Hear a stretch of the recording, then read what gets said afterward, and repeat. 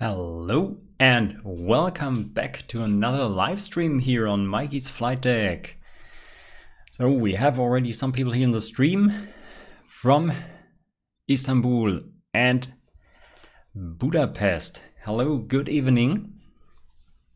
Yes, what can I say? 5 years now since I have started this channel here. It was a longer time ago when I started thinking about making a home cockpit, but yeah, and then finally the idea came out making a YouTube channel, and I can tell you I would have never believed that this can be a so long project. I have read about other cockpit builders building years for this cockpit, but you can't imagine how small the steps can be you can make until you sit there one day in your finished cockpit. Yeah. But I want to use this live stream now to talk to you all here, all my subscribers and all the new visitors here on the channel. If you aren't a subscriber until now, then just click to the subscribe button. It's free to follow a channel, and you will be informed about any upcoming new video from me. So just subscribe to my channel and keep up to date here for everything I'm doing. Yes, I have a little list here of topics I want to talk about today, this evening. But if you have any questions concerning the project, or if there are any questions left concerning some of the past videos I've made, then just write them down in the chat and I will have a look there from time to time and try to answer this. So, Aerodream 737, good to have you here. Finally, channel name here. I think is this the first channel you have now, or is this from Tim here? Okay, yeah. I said this year I want to sit in a full-size 737 simulator. So what have we here on questions? Let's start with some questions. Do you think to do the EFIS panel? Yes, I'm thinking about making it, but not in a too near future. I think I will make this when I also will do the MCP panel, and then I will make this whole front line of instruments together, not together in one video, but in following videos. I will also have to a little bit refactoring the EFIS panel. It was the first panel I have made, and more to test making panels, and so not everything is to these standards. I'm doing panels these times, and so I think I will have to redesign it a little bit and then build it full. So until now I only have made the front panel of this, and then I will make the full panel including all the switches, encoders and so on. Yeah. So Aerodream 737, yes, it's our new channel. Yes, I haven't looked to this channel. I think until now I will have to do. So for everyone who's not knowing here, the Aerodream 737 team, these were the guys that have visited me here in one of my live streams also, and they have bought a full-size Boeing 737 nose and brought it to their home. So Flaviano, thanks for the greetings. So let's have a first topic on my list here. What has happened here on this channel the last year when Mikey's Flightdeck turned 4 years? What happened until then? So I have made the air conditioning panel. Mostly I have made overhead panel segments. So the air conditioning panel was made. A pneumatic panel was made. When I'm looking here, sometimes to my left here, there is my full overhead. I can't show it this evening here to you, but I will make a video about this when it's finished. Then we'll have a marketing video of this. The central panel was made, the biggest panel, or the longest panel, I should say, I have made until now.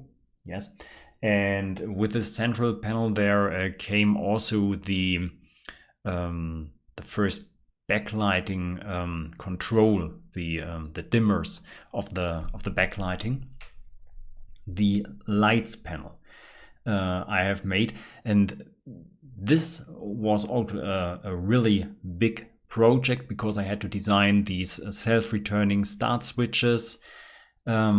And cool to see that some of the ideas also are have found their way into other builders' project. I think of Helimac. He has brought out these 3D printed start switches before, and yes, shortly after I came out with my idea of start switches, what I think was a really basic idea with home tools and not this fancy 3D printing thing. And then he has already adapted this servo motor idea into his design. Well, it made me a little bit proud. Okay. What have we next? Have I said the pressurization panel? Yes, 3 servo motors in one panel. That was cool. And this whole panel is just gauges. Cool thing, I think. Was this? Yeah, the pressurization panel. Right. Then the LE devices panel. Yeah, I started with the after overhead panel. Yes. Right, the after overhead panel. I've made all the covers before for covering all the places in the overhead panel that are not covered with real panels. Many LEDs in this panel, and I think I have said this in the video. This can be a good way to use the new function in MobiFlight with these shift registers. I will make this in the future, but never change a running system. This panel is working now, and I'm holding me a little bit back to desoldering everything and make it new. Then engine and oxygen panel was made on the after overhead panel. Yes, not too complicated panel, but everything I have made before was the knowledge could be what was helpful there in this panel. I've made these push buttons, designed them and printed them. Yes, and the electric panel. The electric panel finally, I don't know how long this thing has lain on my desk. Over a year. I think over a year, because I wasn't able to create and manufacture a PCB at home. It was terrible. Always another try. I have them here. I can show these. No, I can't show them with a chroma key. I can't show green PCBs. These, if you can see them. Nearly no, not really.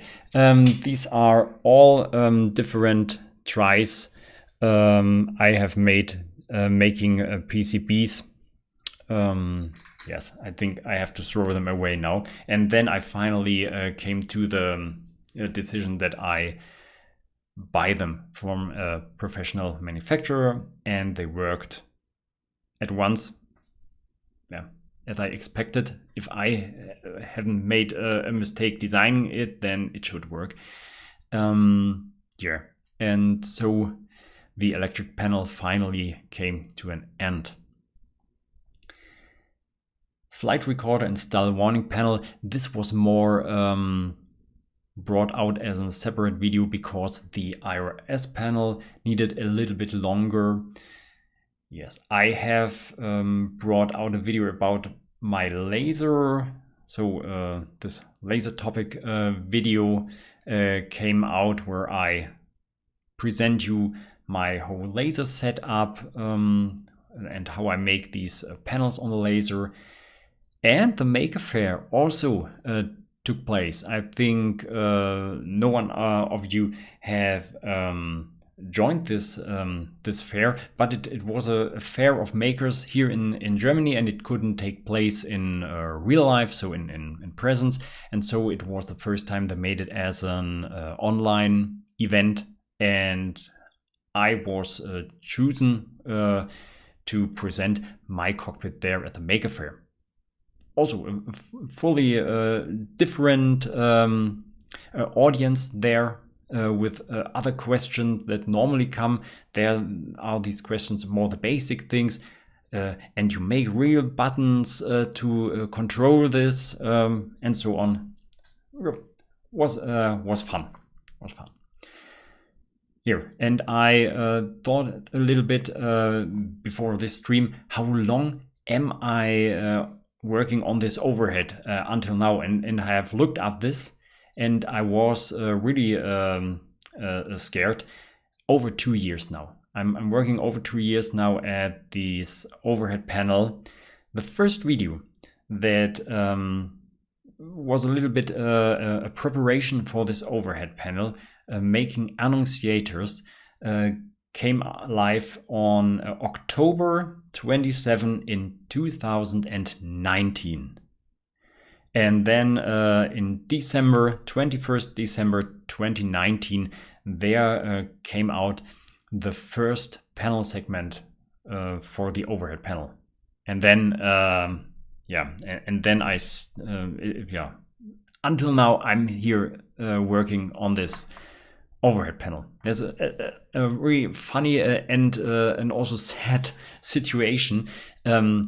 I had my real birthday last year in November, and friends came and like we always or mostly do, they go down to the basement and have a look at the cockpit, and one of them said, Mikey, I was here 2 years ago in this room, and it looked completely the same.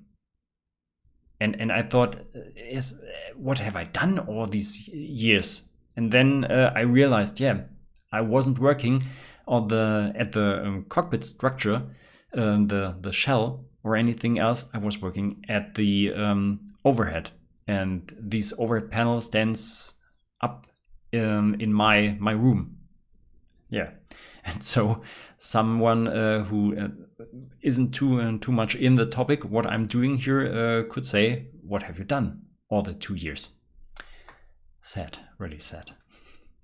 Yeah, but now I'm only one last segment away from a full homemade overhead panel. This will be a party. So, long speech now here. What have we in the chat here? Did you use Corel Draw or others? I used Corel Draw, yes.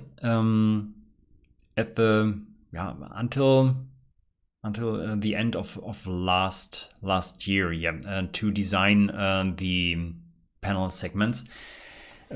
It's really good if you just need to design in 2D. And it brings you the ability to later use the files on a laser or the CNC machine. Everything is okay there, and you can insert values by numbers, so where different elements should be. It's really helpful to bring in these guidelines. I really liked it. I switched over to Fusion 360. I will come to this a little bit later in the stream. I have a small demonstration here and talk a little bit about the advantages of making panels in 2D or 3D. Yeah. So, not sure if you've already talked about it, but what was the main trigger event to start this project? I think the main reason for this was I wanted to have a full size cockpit. I first thought about making it in a room. When I not had my own house, then I thought in an edge of the room I could build up the simulator. And now more and more it's just because I want to know if I can do this and show that I can do this, or that anyone else could do this with enough passion to make such a project here. And sometimes some components, especially the PCB, it's a good example. I can buy them, design them, and then buy them ready-made. But I want to try if I can do this here on my own at home. And so all other things. And that's the reason why I'm making my panels by myself. I don't know if it is cheaper than buying these panels when I have to calculate in all the things I have bought during this time, the laser, all these equipment and so on. I think the return of invest comes later when I use the laser also for other projects, what I'm already doing, or maybe making a panel for someone else. But there are big I think things that can hold you back selling products. Here we have to keep some laws in the mind and so on. Really complicated to explain this in English now here. Yes, and but so especially this panel making thing, it's a good chance for me to show you that it is possible to make this, and it's not magic behind this. I think this is a long answer here about this question. Happy birthday from San Francisco from Greg. Thank you, Greg. And happy birthday from Brazil. Don't forget he is beautiful. Who is beautiful? Not me. the life is beautiful. Okay. Happy birthday from Ron. Thank you. So what have we here? Michael Johnson. Hi, Mikey. I laser cut panels in acrylic and have problems with a sticky smell. Even with proper ventilation, it spreads to my neighbors. How do you solve that? Yeah, that could be a topic. I could make a video about this. There's something I have built at the end of last year. And this is a filter system. I would call this. We can, why not? Let's have a look to this. I think if you have the time, I will take the time. I have built a filter system, and with a combination of filters, I am able to clean the smoke that comes out from the laser, from dust particles, and also the smell away. And there was a situation, I think if you have seen my laser setup, then you have seen that I have this dust extraction fan that pulls all the dust from the laser through a tube and out of the window, and it came out nearly unfiltered. I have a small active coal filter, really these filters that you have in the kitchen, so completely useless for a laser. I didn't know it better at this time. And then the neighbor came over and asked if we know that something in our basement is burning. And I could relax the situation and telling him, no, nothing is burning. I'm just burning plywood. This time I have made some pistols for a boy, and I have cut much plywood, and so much smoke came out here. And I thought, oh, this can't be a solution forever, because one day someone who don't know there lives a nerd who makes these projects in the basement will call the fireman, and maybe then I have to pay the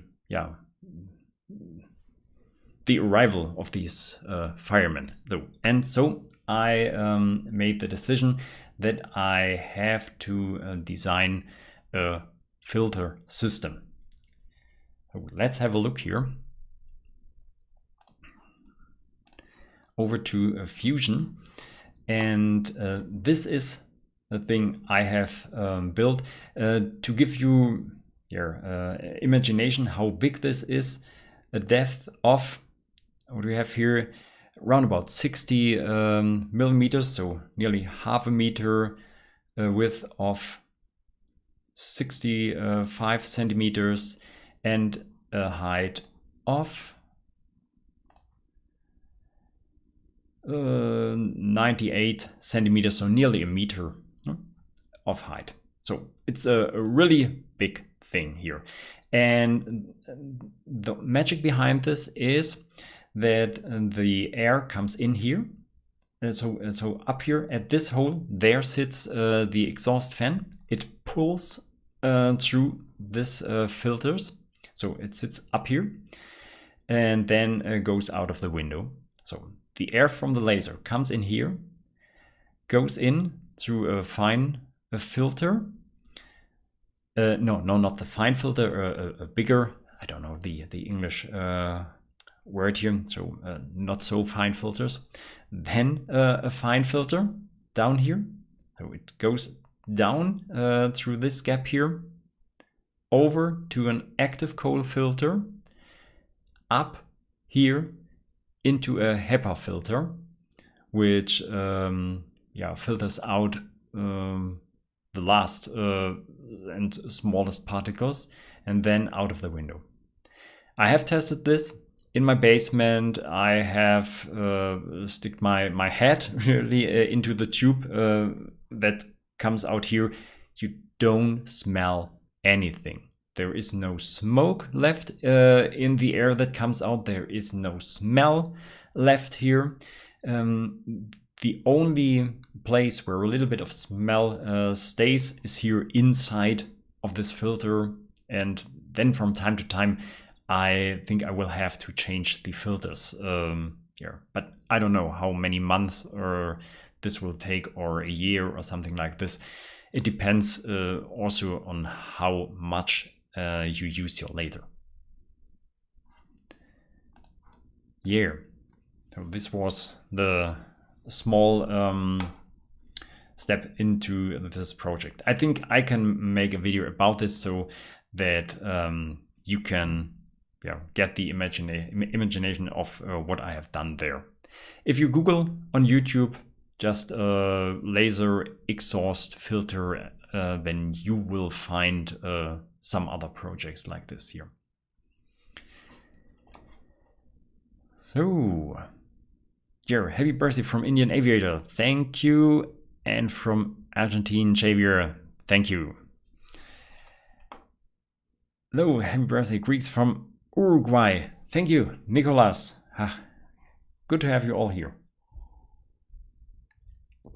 So when we have been now here at Fusion 360, then I think I can come directly to the next topic here. I have talked a little bit about this before, Corel Draw. I have used Corel Draw before to design my panels and give out the DXF files for you. And at the end of the year, I gave Fusion another chance, and then I switched over here. I have started this before, but for me, the learning curve was very steep, and it's one thing when you do it private, I think, for your own, then you can take all the time that you need and learn a new program and learn your workflow in this. But for me, I'm doing it a little bit more professional like. When you have a YouTube channel, then you have to come out with content regularly. And every time I have to change my workflow or develop a complete new workflow, then this will delay the release of new videos. Yeah, and this was one reason why I kept back a little bit to learn a new program. But now we come to the advantages. When I make or design a panel in 3D, then I design everything that belongs to this panel. So not only the stack of 3 sheets of acrylic, but all the switches, the 7-segment displays, the PCB, the knobs, and so on. And then comes the advantage when you combine all these things together to one panel. Then you can see on your screen if everything fits together like you thought. And so there were already some moments where I saw, oh, this switch collides with the backlighting panel or with the PCB. There is not enough space here for a screw or something like this. No, you get the idea. And these are things that I wouldn't have seen when I only had designed this in just 2D. So again, let's have a look to Fusion 360 and the next upcoming panel and the last panel for the overhead.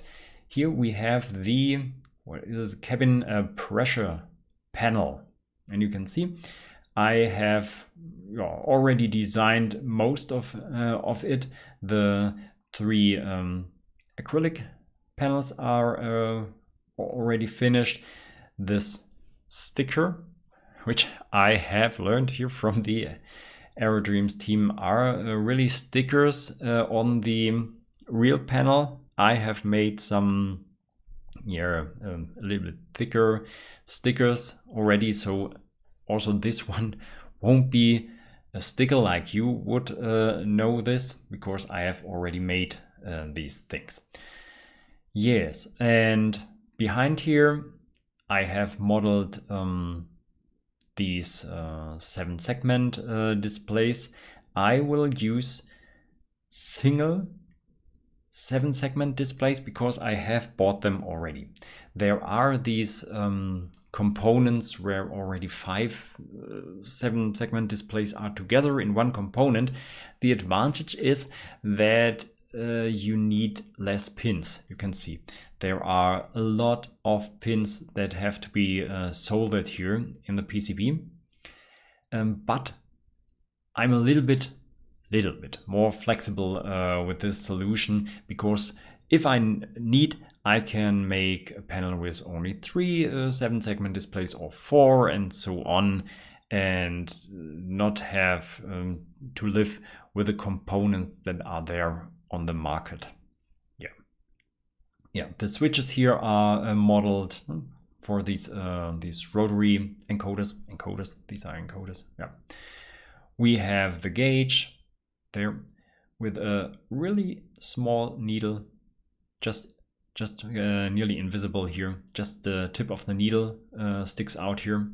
The divided glass here, and underneath we have the gauge with the gears down here. This is also a good advantage. I can see if the gears fit together. For example, I saw then that the motor sticks out here a little bit, and I had to change the design of the bottom plate of the gauge. Yeah. The backlighting panel is still missing, and also the PCB for these 7-segment displays. I think I will order these PCBs again, because there are a lot of wires on the PCB that has to be routed, and I think my method still isn't fine enough to make this. Maybe I can do this, but you know, the time I would have to invest the time to try out, and then the video will come out a few months later. So I think I will design this PCB and order it, which already leads me to the next topic, the upcoming projects, the pedal still and so on. And maybe I can design already some PCBs for this and order them in a bulk, and then I don't have to pay the shipping costs for every single panel I make. I will come to this a little bit later, the upcoming project. So just to finish this topic here, yes, I have switched to Fusion 360, designing more and more general components like these knobs, switches, buttons, 7-segment displays, and so on, and assemble the panels here in 3D, and have still the possibility to export the file as a DXF file, and you can do with it what you want to. If you want to 3D print it, laser it, CNC it out, and so on. Here. So let's have a look again to the chat here. Where was the last question here? From Dennis, we have here one thing. Hi Mikey, your overhead panel will be finished in the next weeks. What are planning to build after this? Hey, Dennis, like we have talked before, what leads me to the next project. Just one moment, let me have a look at some more chat names. 737 Gabi, hello. Yep, good to have you here too. Happy birthday from the EFIS Aviator. Thanks for all you do and share. You're welcome. You're welcome. Buy the membership of the website. When I only can say if the overhead panel is finished, then I have to raise the price a little bit. So Michael Johansson, are you using font MS33588 for the panels? I had problems to install it in Fusion 360. Yes, I'm using it. You don't need to install it into Fusion 360. It's if you are using a Windows PC, then you just have to copy the font file into the fonts directory of Windows, and it is available in Fusion. But I will come, I have the topic here, especially with this font here later in the stream. You have to invest a little bit of work there. So stay tuned. This will be a topic this evening too. Though the mixed method you use in the latest video is a good idea for single layer boards. Maybe you can use the same method with this display. I'm already remember from a year. JVR. Yeah. The mixed method, I think you mean soldering directly and making a single side PCB. Yeah, can be. I think here at this special panel now, the new panel, the cabin pressure panel, there are very much very much wires, and so it can be very complicated to just make a single side PCB. And the more wires you have to route on the PCB, the more failures can happen. And every failure can lead to a complete unusable PCB. So now let's come to the next topic on the list for today. I think Dennis has already teasered it. The upcoming project. What will I do when I have finished the overhead panel? You guess it, I think. The pedestal. Let's have a look here. I think you can see this. Yep, it's there. I have the settings for the shared screen are a little bit confusing here. The pedestal. This will be the next project, and to come back to this PCB making and ordering PCBs, you can see there are again many needs for 7-segment displays, and so for a PCB I'm planning to use these single 7-segment displays again here, because I have bought them, I have them laying here, so why shouldn't I use them? And if you compare these panels just in general, then they look nearly the same, all the same size, and the position of these 7-segment displays are nearly the same, if not they are the same.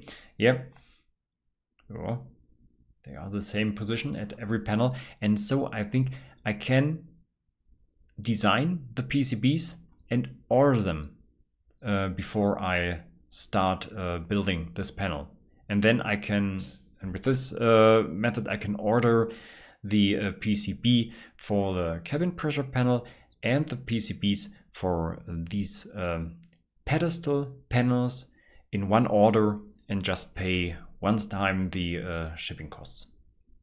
Yeah, and because the smallest amount of PCBs you can order are 5 pieces here, and you can see 6 I will need anyway.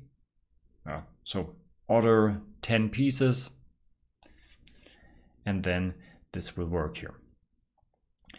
Here, and I think I will start with these com panels and navigation panels, because I can design them nearly all together, and so I save time painting them. So what is really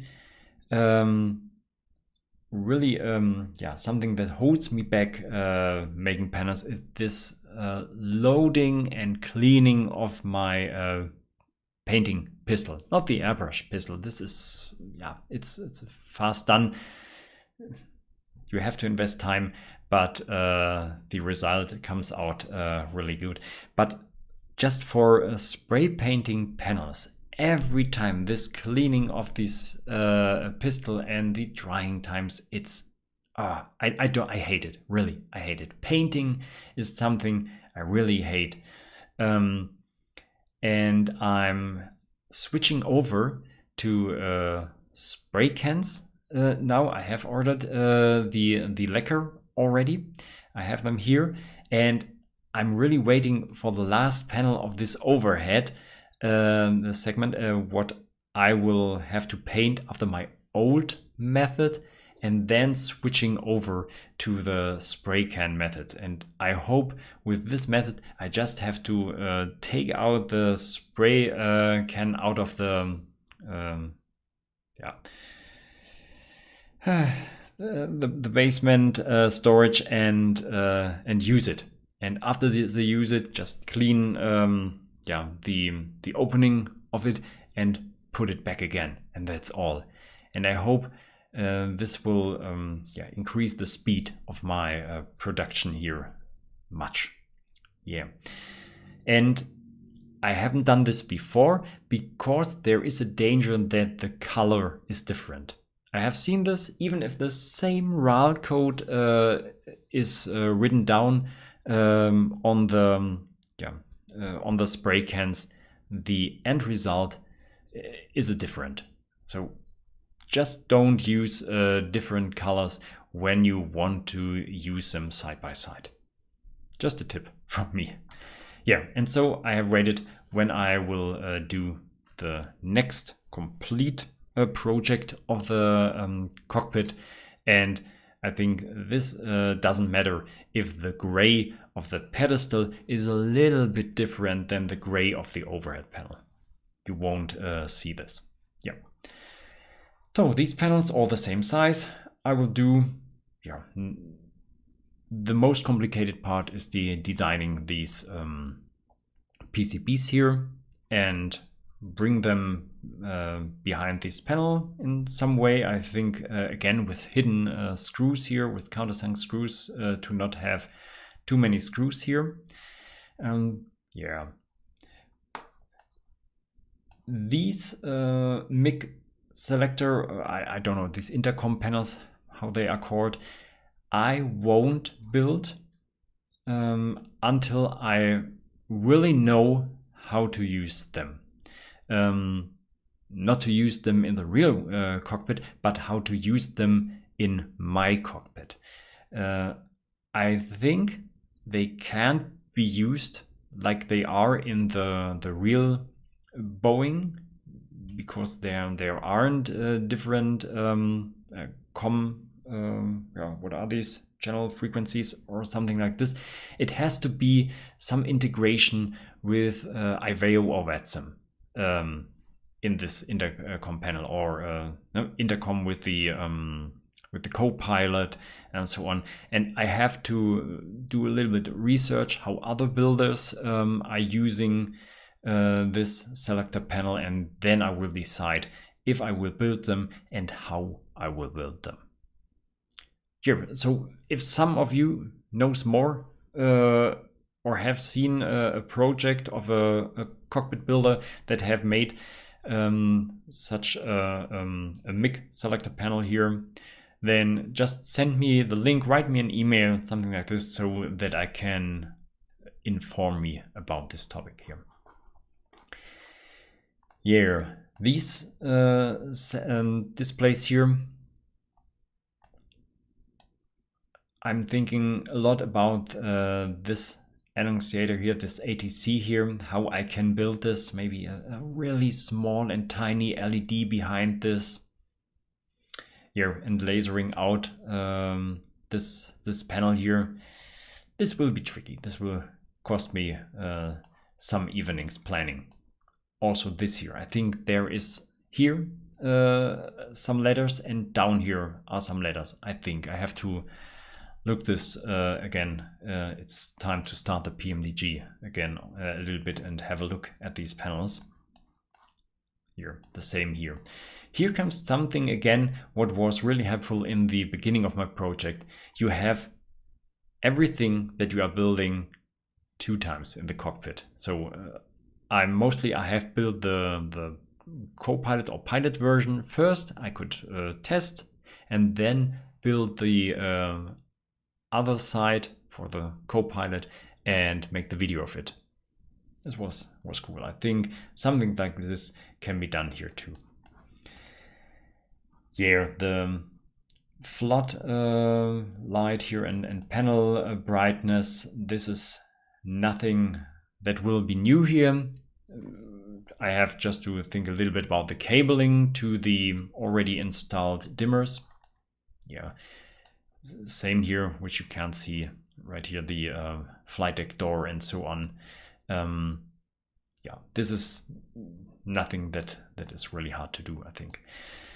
This here, the rudder trim panel, can be a little bit more tricky. I'm planning to use a servo motor which drives the needle here. There are other versions that use a display for this. I think I can do this with a servo motor, and this will give this a little bit better analog look here. just my thoughts about this here. And then the fire panel. Nothing too complicated when you look to this fire panel. Everything beside these handles. And these handles I have to inform me about a little bit. I have seen they can't be pulled out if there isn't a fire warning, so they are blocked some way. This has to be implemented here. The lights have to be implemented. They have to be pullable and turnable in both directions. So this is tricky a little bit, but we'll make this. But I think the fire panel will be the last component I will build in this project here. There are some other push buttons here. I have to make a little 3D design again, but then this will work. Here, how long will this take? Honestly, I don't know. I have thought I will need 1 year for the overhead panel. I thought 1 year again for the pedestal, but what I have seen now during this project and the work of the overhead panel, it can also take longer. It will be finished when it is finished. It is finished when it's finished. Let's come to one thing that is also different here on new on the channel. I had released the videos on Sunday 12 o'clock here local time in Germany. I thought that was a good idea, and everyone who's making YouTube videos says it is good that you bring out a video at a time where your audience is waiting for it. So when you know Sunday 12 o'clock or whatever time it is at yours, there will come out a new video, then you can look for it. But this meant a lot of stress for me, because when the week turns to the middle, Tuesday, Wednesday, and I had to look at the stand of the project, and I have to cut the video again, and everything has to be finished on Saturday because Sunday the video has to come out. It was always stress for me, for the family, and so on. And to take out the stress for something that at the end is a hobby for me, I have made the decision the video will come out when it's finished. And if it will need 2 days longer, then it is so. It's like it is. I hope you can understand this decision. And this is why already the last videos came out to different times, during the night or in the middle of the week. Sorry for this. I can't give you one fixed day to come out with a video, but believe me, it's better for us all. We have all a better stress, with less stress life when I do it like this. So let's have a look again a little bit here to the chat. So, Airdream737, our biggest respect for what you have reached so far. You and this channel were one of the reason why we started our project. Thumbs up. Here I have, and I was there from the start of the project, and I really followed this buying process of the cockpit nose. A really great project. If any one of you else haven't seen the live stream until now, watch the live stream with the Airdreams teams. Some really cool pictures in it. An absolutely crazy project. So the EFIS aviator, don't be concerned with shade differences in panels. Real panels have different shades based on manufacturer use and age. It also adds to accuracy. Yes, right. My picture of the overhead panel too. I see different fonts on this panel, and some, yeah, you can really see this. Some panels are newer than others. But I can't copy the real thing, and I don't want to copy the real thing 100%, and especially not this this different looks or this old look of some panels. I'm even not a friend of buying OEM panels, really real panels used for many years. I don't even want to touch these panels. Yeah, I want to come out with one clean, solid look, and yeah, I think only some really real nerds who are in this aviation scene would like this, what they see when there are different colors and panels, and they say, oh, you have made this like the real one. No? This looks shabby and this is the new one because they have changed these last year. Yeah, but anyone else, any else hobbyists would say, why is this looking like a mess? That's the idea behind this. And yes, I have a Discord channel. I haven't put the link in the description. I'm not really on active on Discord, and I've only used it when I'm doing a live stream with guests until now. So I'm from time to time I'm looking into the Discord channel of the MobiFlight community. There you find many good projects and ideas and always help. Yeah. So, JV Enrique, that's buttons under the fire panel are standard buttons. Yeah, or you remember these black buttons on the fire? Yeah, these are standard buttons, but I will have to make them. No, really? I think. Some in the way like I've made this at the, what is this here? The oxygen panel. There I have made these buttons too. A little bit bigger, but yeah, I think some in this way will this be.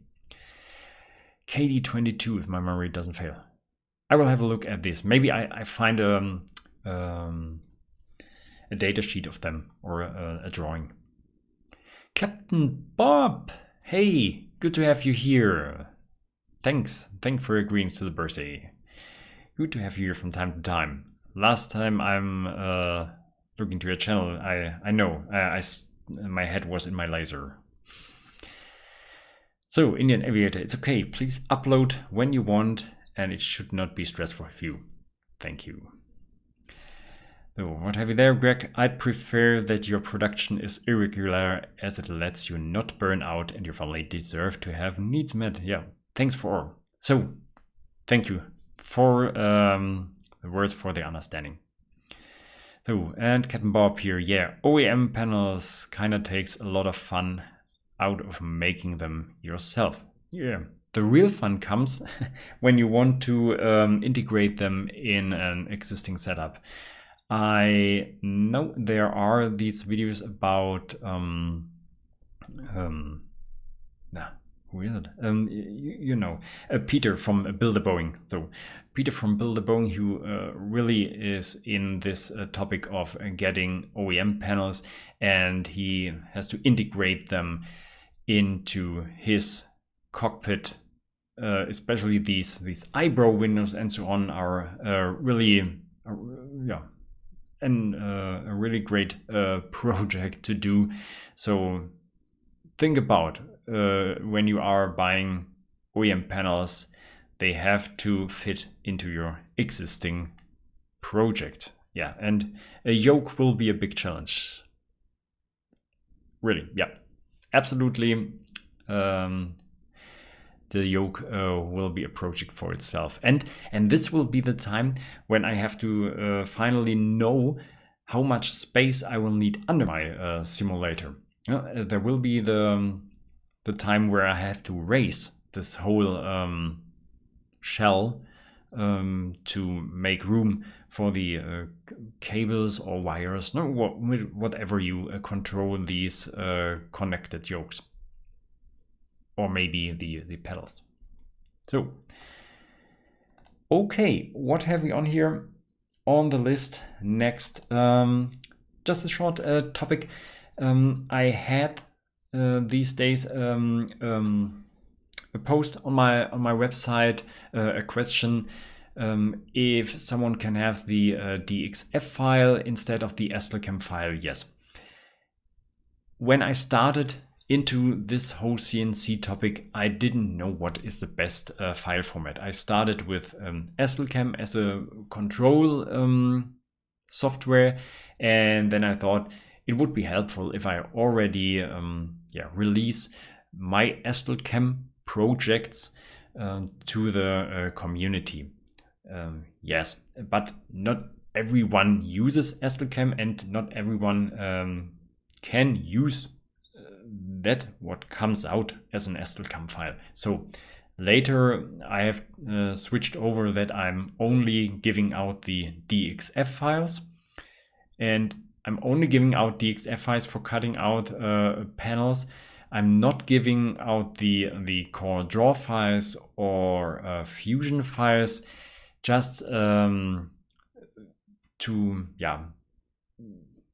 not let any commercial builder just grab these files and then edit them with not much work. So every one of you who makes this as a hobby can use this DXF files. If you don't want to use it one by one, then you can load them into your favorite program and edit them or use them as a base for your plannings. But for a commercial builder, this wouldn't be any more so cheap to produce a panel out of my files. That's the whole the thinking behind this. So I will change all the files from older projects that are still only STL-chem files to DXF files. That will take some weeks or days, and but I will do this. It's on my list, and then all the files to cut out the panels will be DXF files. Yeah. So Crafting Mate has another question. What do you think? When will the project be finished? Yes, and honestly, I have no idea. I don't know. 5 years from what the time I needed up to now. I often say another 5 or 7 years maybe until this project is finished. But it has showed me you run into problems you never would have imagined, and everything can happen. Maybe even some private problems can happen and bring the project to a stop. I don't know. Just have fun with all the videos, and I hope I can fly one day in this cockpit, and I hope I even can fly with my father sometime in the cockpit. My father has a model train in this house here, up in the roof room, and now the son is in the house and has his own model building hobby, and so this would be great if this would be finished and he can fly around in the simulator in the future. So, Michael Johnson, I started my cockpit project 2 years ago, and it's not possible to stop now. The best hobby possible, and thanks, Mike, you keep me on track. Thank you for the kind words. Yeah, I think I often compare it with this model train hobby. The way is the goal of this hobby here. It's fun to build it, not always. Sometimes I just think, oh, why haven't I just bought a panel and now I could do a flight over the ocean? But at the end of the day, I'm proud that I have made this panel by myself, and everyone seeing this says, wow, how have you done this? You have made this by yourself. Yes, and I can say, here is a video and you can do this too. This is great. So what do we have here next? The next the next topic, PCB, making a PCB versus buying a PCB. Yeah, this question comes from time to time. Why am I investing so much energy and money too in making PCBs by myself when I can just order them for a few bucks?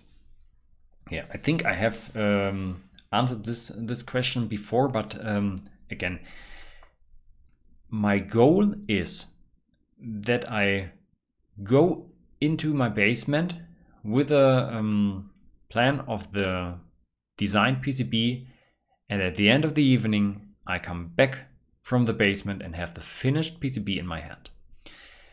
And this is why, and this is because when I'm buying a PCB, then I have to wait weeks for it if I not want to pay really much to have it here in a shorter time. But normally I will have to wait something from 2 up to 4 weeks until the PCB is here.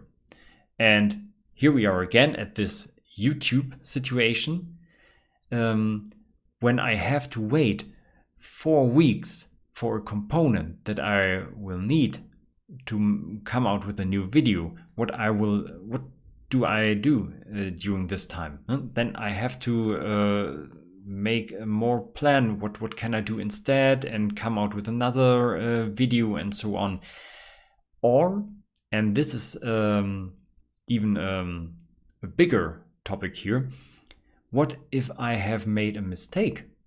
I'm an electronic noob. I don't know much about electronics, and I have to gather all my knowledge from all over the web. It's a mess. And I bring all these connections together and hope that the 7-segment display at the end will work. And what if I have made a mistake and have to order a new PCB? Then I have to wait another 4 weeks.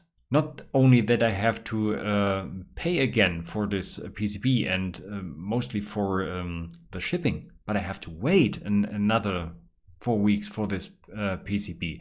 And this can cause a really big gap in your YouTube release schedule. So even if it's not the best PCB that comes out, but it comes out and it works, and this is all what I need. And I'm getting better in making a PCB. And someday I can maybe I can even produce double-sided PCBs with a special amount of time. Yeah, and this will be an advantage for me, that I have the finished PCB faster in my hands. So, yes, yeah. The font. Let's come to the font now. We have had this question here before. Have you installed this font into Fusion 360? I'm using a font, and I think he has said this before, where it is. I can't find this in the chat. MS.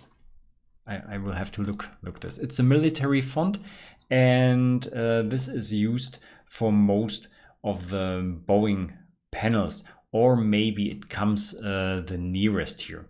So MS 33558. This is the name of the font. I will write it in the chat again for everyone. So thanks, Michael. Yeah, the same thought. This is the font we are talking about. It comes near the original Boeing font. But the version you find out there in the web is useful, yes, but especially when I was using it in Corel Draw, then there can be some problems how this font is made. Especially these, the outside lines. When I has used this font, I found it a little bit too thin, and I have added an outline to it, not much, but a little bit, and this was enough to come out like the font on the Boeing panels. When you want to have detailed information about this and my workflow, then watch my live stream when I made panels. I have a complete live stream, a long live stream, where I designed this, what is this called? The air conditioning panel. And there I say everything about this font and how I'm adding this outline and so on in Corel Draw.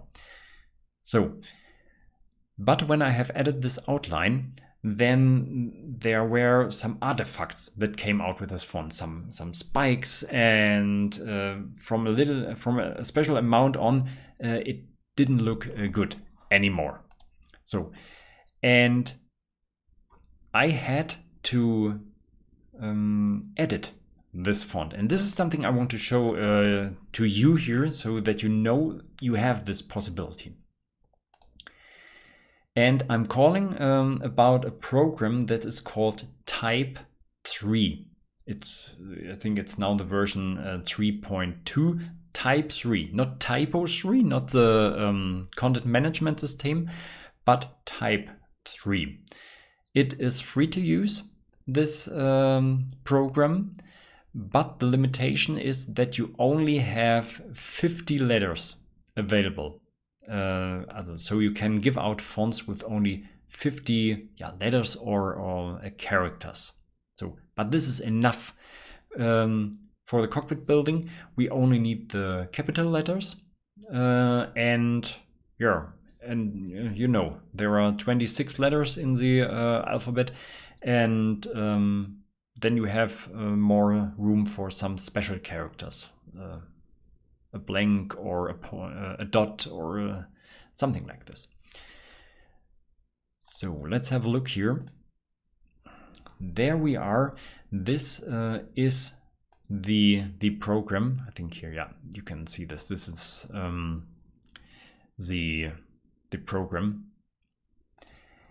And here you can see how this font is made. It's like so-called, I think, Bezier curve. I think I don't know the English word exactly. You define some points, and then it interpolates between, or you have these anchor points here. You know them from any graphic program. You can adjust these lines like vectors. Vectors or shapes, drawings, something like this. And so you can edit and design a font. You can use images that you can bring here in the background and then design the font around it. This is something how I have done this. And when you look to this font in the original version, then you can see sometimes there are many points on the same place, and if you zoom in enough, then you can see the line goes zigzag and so on. And these are the problems that these are things that will cause problems later when you use this font. And I have scaled it a little bit up. So because Fusion didn't have the text options that Corel Draw has. So I wasn't able to bring in an outline to the font. So the font has to be usable as it is when I use it in Fusion. Yeah, and this was the reason why I had to edit every character here in type. It was work, but it was worth it. Now I can use the font as it is in Fusion. So I have saved this as a font called here Mikey's Flightdeck, and I have installed it in the Windows folder. I'm not allowed to share this this font just if this question comes here, because I think the MS33 font here is copyright protected. It's free to download, but I don't think I'm allowed to here share this edited font on my website. So I just want to give you the knowledge how you can edit this font to your needs. Now you know it, and I think now you can come out with a working font for your projects. Yes, it's it.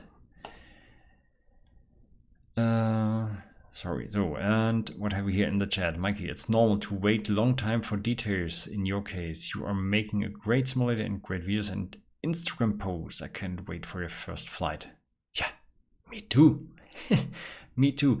I will see this in the future, and then I will sit in this cockpit and say to myself, what have this been for some crazy last 20 years? Something like this. Yeah.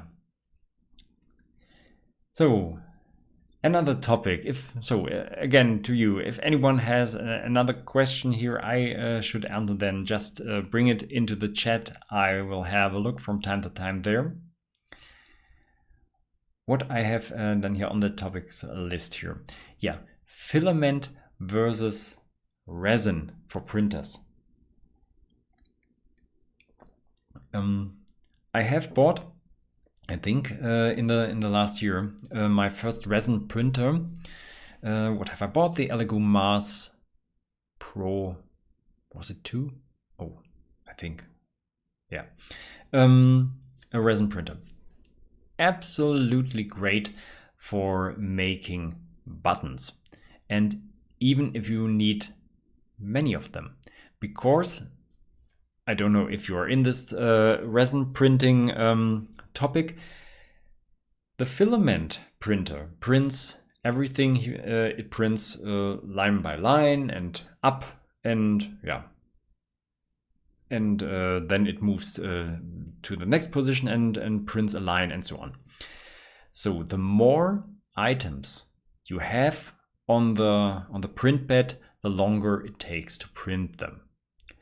The resin printer has a bed with liquid resin, and then it exposed the whole bed at the points where it needs to.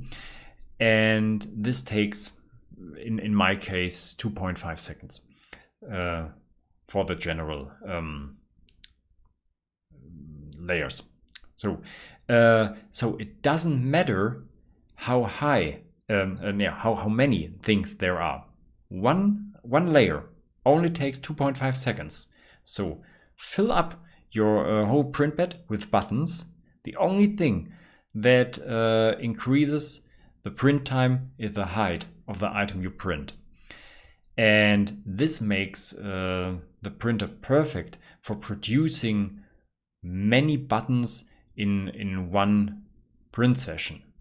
So it doesn't matter if there are 1 or 10 buttons on the print bed, it takes the same time.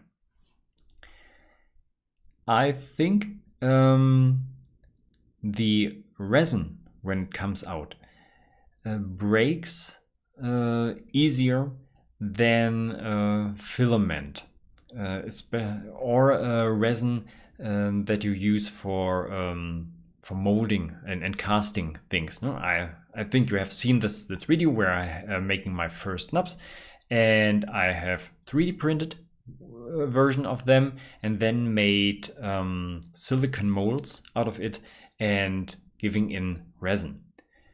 this is another resin than the resin you use for the printing, and this resin doesn't break so fast, and it is also a little bit heavier in the weight, and so it feels a little bit better than the resin that comes out from the 3D printer. Okay, just good to know. And there were situations where I have turned in a screw or drilled into a resin printed item and it was broken then. What didn't happen with a filament printed one. So I think filament is a little bit more stronger than resin. This you should have should keep in mind when you think about making things from resin. Here, but the last buttons also here for the iris panel were resin printed, and I was able to already print the holes into the buttons, so 0.5 millimeter hole. This would be the hole that I would drill in before I inserted the screw to lock the knobs onto the rotary switches.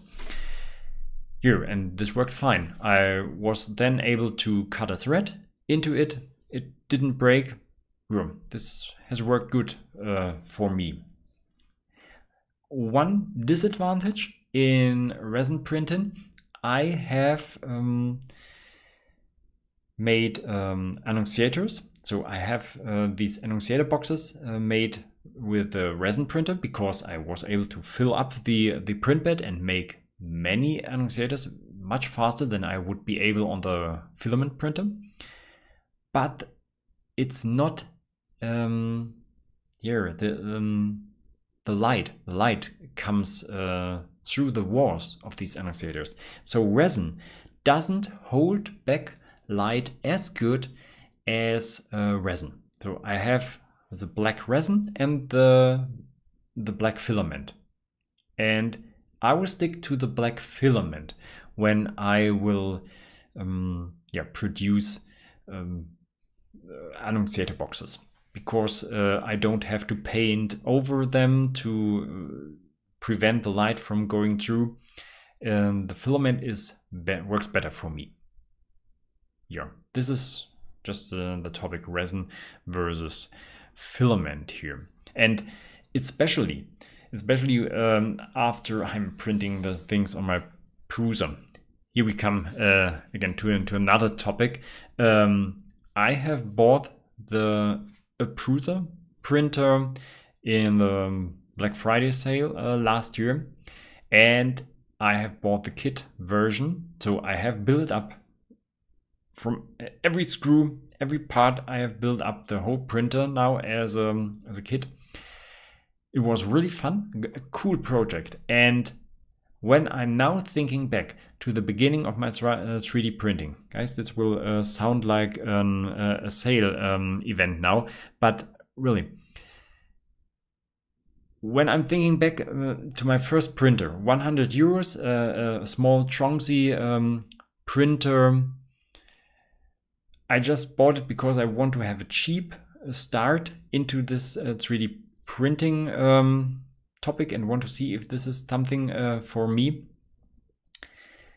It was really a mess, and how to the things didn't stick to the print bed, and I have changed the print bed to a glass sheet because the original print bed wasn't flat, and I have used this frog tape onto it to hold these prints on and a glue stick onto it. Then I have switched over to the G-Tech 3D printer. Again, not too much money invested. I don't know how much is it, 200 euros now, 280? I don't know really. So, and again, I have massive problems with things warping away from the print bed. I know these are all problems that could be solved when I make many tests and try out things. But here we are again at this time factor. But I don't like this testing. when I have a machine here that produces parts for me, then it just should work. And I don't want to test everything again. And testing with 3D printing means investing much time, because you know how long it takes to 3D print something. Yeah, and now I have invested these 700 euros. Yes, this is a lot of money when you think of starting your 3D printing career or going into this hobby. But guys, this is a kit version. I have built this myself, and this thing works. It worked directly. I have never had such good results on my printers before. It stick to the print bed. All the options to adjust the quality of the print were so easy. The only thing I had to adjust was the height of the nozzle to the print bed, and there was an calibration option, and this worked. And from that moment on, it works, and every print comes out fine. And so I was able to start my first prints overnight. You may have seen this on my Instagram account. I have posted pictures of D-subconductor cases that I have printed, 10 hours of printing, and I start this when I go to bed, and the next morning the print is done, and I don't come out with a spaghetti monster on the printer. Maybe you know this. Because there are filament sensors in there that stop the print when the filament runs out or something happens, or the power disconnects or something like this, and it can continue from this moment with nearly no problem. Yeah, this is what I call a working machine. And yeah, if I can go back to my younger me, then I would say, take the money, or wait for it to have it. You will have the perfect entry to the 3D printing hobby. And these things are very value stable. I think you can, if you don't want to continue with this hobby, you can sell this printer again. So yeah, I don't regret this decision. Absolutely perfect. And I will 3D print much more items now for the simulator, and it will be a new video. This is another advantage. I will make I have filmed every build step here of this Prusa printer, and then I will release a new video here, and maybe this can also be valuable not only for the simulator community but also for general everyone who searches for 3D printing on YouTube. So, Kaspar Markus, again, the question, yeah, when do you expect the simulator will be ready for the first flight? Honestly, I don't know. I have said this before, 3 years of work on the overhead panel, and I thought it would only be, yeah, half a year. Have I thought it could be half a year? Then I have seen, oh, you will need the whole rest of the year, and now these are over 2 years. Really, I don't know. I can't even imagine which problems are meeting my way to the finished cockpit. I'm thinking of the yokes, the pedals, this monitor setup, and the PC setup here, and the projectors. And there we are not only thinking about adjusting it and installing it, but also paying for these things. I'm also thinking about making a corporation, but you have to find a manufacturer who wants to cooperate with a YouTuber of this size here. Not easy. So it will take much time. Yeah, but when the pedestal is finished, another big step to the finished cockpit is made, and then I think we'll have to talk again what should be then next, the MIP or the MCP or yokes, or what do you want to have. We have to keep in mind, when I'm starting yokes, then I will make the whole unit, the 2 yokes and the 2 pedals, so that I come out with the exact plan for the box that will sit underneath the simulator shell. Yeah, and then this will be also then the next project, raising the simulator onto a box. Here, Greg, your experience with the Prusa is the same as mine. Best money I ever spent. Sure. Now Joseph has the money. Let's hope he will make something out of it. Yes. What will be a next project? I don't think that I will film this, but maybe it can be interesting, because I have made a laser video. I have shown my laser setup, and now I have bought a camera. I have laying this here several months, ruining the sound now. I show this here. It's a small camera, really small, and the focus doesn't like it, but I think you can imagine how small this camera is.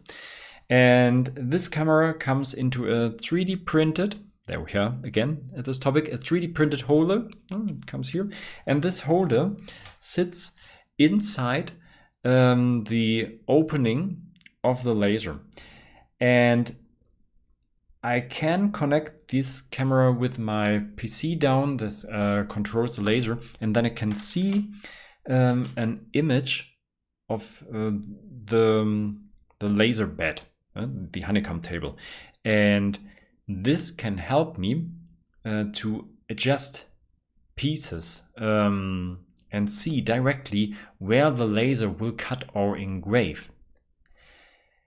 2 things I hope I will make advantages of this. The first thing is that I can use rest pieces better, scrap pieces better than now. Right at the moment I have updated the laser. I have built in a laser pointer, so that the laser point is taking the same way like the laser does, and then I can see the red point at the point where the laser later will cut, and I can drive a rectangle around my cut, and so I can guess where the piece will cut out of the sheet of acrylic or wood that I'm laying onto the honeycomb table. But with this camera, I can see this better, the exact piece I'm cutting out, and so I can turn the piece a little bit so that it fits better onto a scrap piece of wood or acrylic. And second advantage, I hope it will be accurate enough so that I can use it for engraving panels better. Right at the moment, I'm marking the outline of the panel onto a piece of MDF or paper or tape or something like this, and then I can put my panel into this lasered contour, so this outline, and then I can engrave it. And later I hope I can have a look at the camera picture, and I can orient the piece or lay the painted acrylic panel onto the honeycomb table, and then arrange in the computer software the image so that it fits onto this panel. I hope this will be accurate enough, and this would save a lot of time and make engraving much easier. Here, this is something I will have to do in the future, and maybe make a video out of it. Maybe with the topic we have talked at the beginning of the stream, this dust filter that I have built. Then we can do a video about the two things together. Yes. So the last thing I have here for today is a little announcement of new ideas for live streams that I have. I thought I can make a little bit more live streams here in the future, and I need things we can live stream about, not just talking here. I can not only sit here and talk about things I have done. So many things I don't do during the year. But the next stream, I think, will be again about making panels, and here about making panels in Fusion. You have seen I have switched now to Fusion 360 to make my panels, and I want to make a live stream where I build up a panel in Fusion from the beginning. And I think the beginning with the pedestal panel could be a good project, so I can design the first panel segments here in Fusion, and you can join the stream and then ask questions about this, and we can talk about making panels in 3D and the advantages and disadvantages of this. I don't know exactly when the stream will be. Just have a look on YouTube or my Facebook page. On my Facebook page, I will bring out the event. On Instagram, I will post it in my story, or here on YouTube. You will be informed if you are a subscriber to my channel. I think a week before the stream starts, then you will get the information. And I'm thinking about making a technical talk. I don't know if this could be interesting for you. If we really look onto the overhead panel, and then you can ask your questions, and we can really talk in depth about making these things. I don't know if we reach enough people, and this depends on you. If you have the questions, then this stream can be made. Just write down your ideas, maybe as a comment to this stream here, and then we can see if something is useful for you. But the Fusion 360 stream, this will come, I think. I have to design the panels anyway, and so you can join me designing these panels, and in this way you can also ask questions. Okay, that's it for today. If there are no more other questions, then I think I can say thank you again to you all joining this live stream.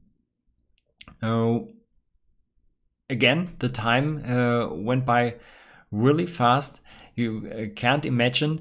It's again every time again you think, what if you are sitting here alone and holding a speech just to yourself? But again, enough people were here, and thanks for all your questions in the chat here.